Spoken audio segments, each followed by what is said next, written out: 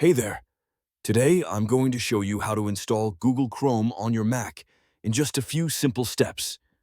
First up, open Safari or any browser and head to google.com Chrome.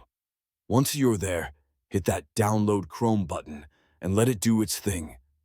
After the download, go to your Downloads folder and double-click on Google Chrome DMG.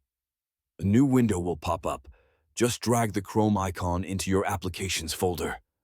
Now, let's launch Chrome. Open Launchpad or your Applications folder and click on the Chrome icon. When prompted, click Open to see Chrome's welcome screen for the first time.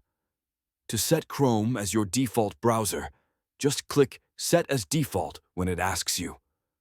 Finally, sign in with your Google account to sync your bookmarks and extensions effortlessly. And that's it. You've got Chrome up and running on your Mac.